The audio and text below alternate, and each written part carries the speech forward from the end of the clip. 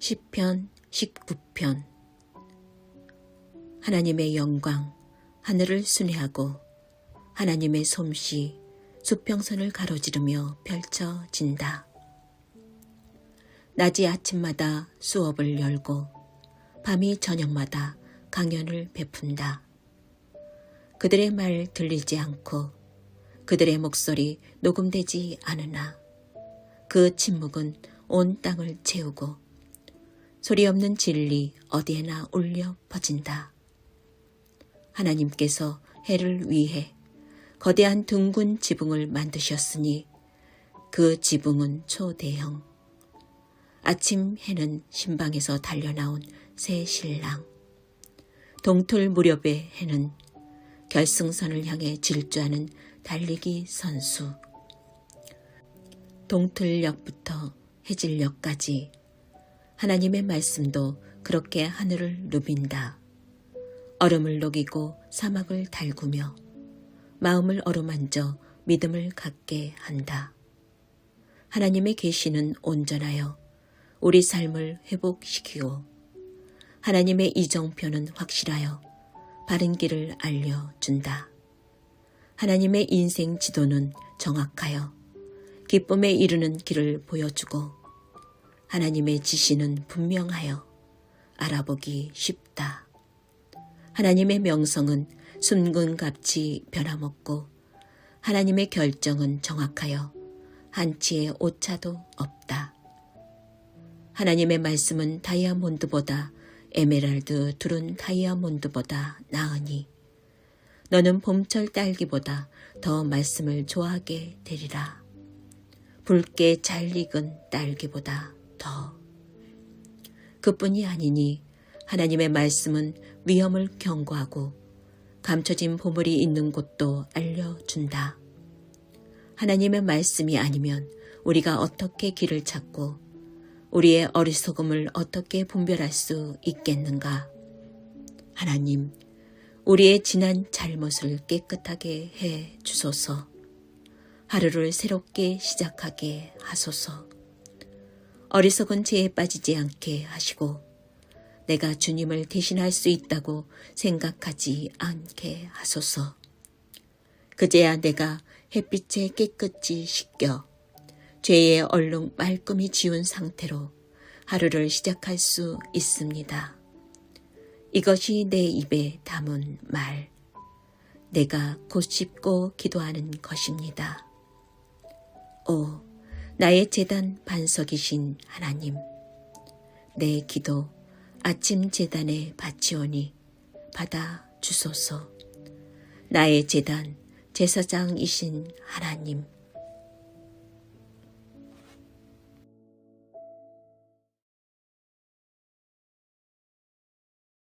할렐루야.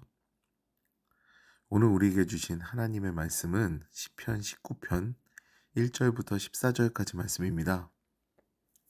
오늘 말씀의 제목은 예배는 누구를 위해입니다. 우리 집 막내는 올해로 학교를 가는 나이인 만 7세가 다 되어갑니다. 얼마 후면요 생일이 지나서 딱 만 7세가 되죠. 그런데 우리 막내는요 어리지만 꽤나 나름대로 바쁜 시간을 보냅니다. 오전에 일어나서 씻고 밥 먹고 나면요 한 오전 9시 반쯤에 어린이집을 갑니다. 어린이집의 일정은요 저녁 5시에 끝나게 되는데요 곧바로 태권도 학원을 갑니다. 월요일부터 금요일까지 동일하게 가죠. 6시에 태권도 학원을 마치고 나면요 일주일에 3일 정도는 피아노 학원을 갑니다. 그러면 피아노를 안 갈 때는 대략 저녁 6시에 귀가하게 되고요. 피아노 학원을 가게 되면은 저녁 7시나 돼서야 귀가를 하게 되죠. 어린 나이지만 대략 10시간 정도의 스케줄을 날마다 소화하는 거예요. 집에 돌아오면요 저녁 식사를 합니다. 이 바쁜 스케줄을 소화한 막내는요 이때부터 자유의 시간이죠. 구속이 없는 이 시간이 바로 막내의 놀이 시간입니다. 그런데 막내가 집에 와서 식사를 마치고 나면요 그 다음에 씻어야 됩니다. 내일을 준비해야 되는 거죠. 그래서 실랑이가 벌어집니다.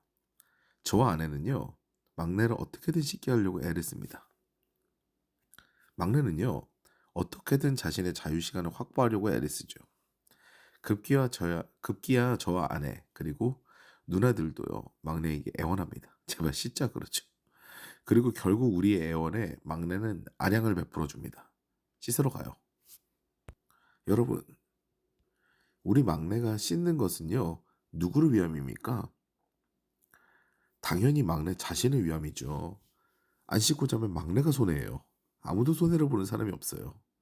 본인의 위생과 본인의 몸에 불편함이 있는 거죠.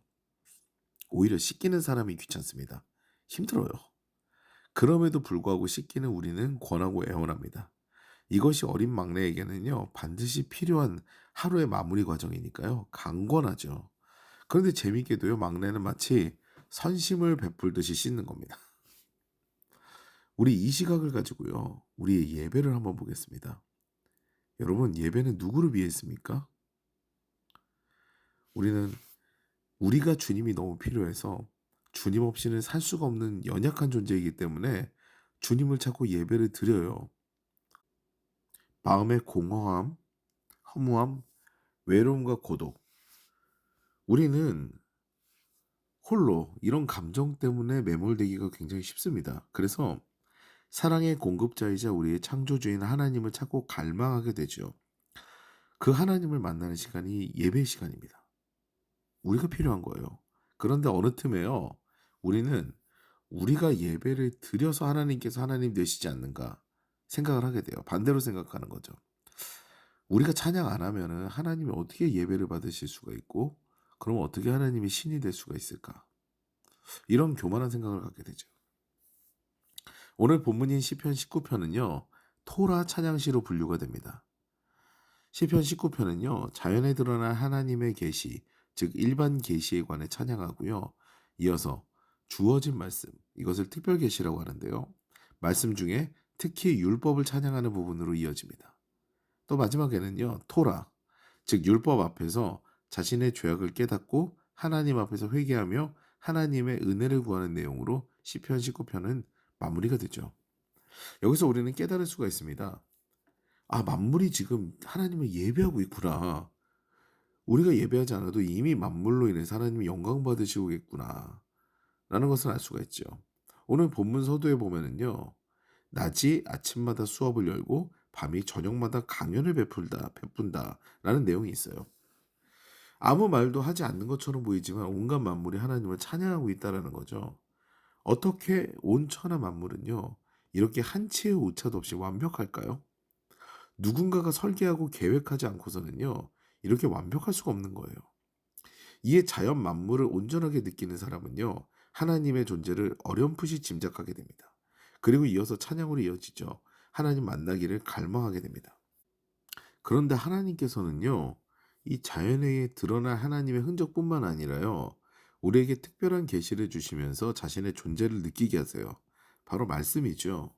특히 율법입니다. 태초에 혼돈이 가득할 때 하나님께서는 빛이 있으라라는 선포로 빛을 창조하시고 정리를 시작하셨습니다. 그래서 만물은 정돈이 되기 시작했어요. 우리에게도 마찬가지입니다. 율법을 주셨어요. 혼란한 우리의 사회가요, 율법을 지킴으로 안정되고 정리가 되기 시작합니다. 하나님의 율법을 잘 지키면요, 혼란과 무법의 세대가 정돈이 됩니다. 여러분, 십계명을 한번 생각해 보세요. 지키면 정돈이 됩니다. 정리가 돼요. 행복한 사회가 됩니다. 살인하지 않고 도둑질하지 않고 간음하지 않아야 가정이 지켜지고요, 사회가 바로 섭니다. 우리에게 이 삶의 방식을 알려주시고 그 법도를 세운 이가 누구인지, 그리고 나타내신 분이 누구인지 우리는 기억해야 돼요. 바로 우리 하나님이시죠. 그래서 시인은 그 놀라운 하나님을 노래합니다. 그런데 시인이요, 그 율법의 나를 비춰보게 되니까 그 율법은 정말 위대하고 올바른 길인 것을 깨달았는데, 그 율법으로 나를 보게 되니까 내가 죄인인 거예요. 그럼 나의 힘으로는 그 율법을 지킬 수가 없어요. 그래서 그 두려운 마음에 시인은 하나님께 간구합니다. 하나님, 우리 지난 잘못을 깨끗하게 해주세요. 하루를 새롭게 시작하게 해주세요. 이렇게 간구하죠.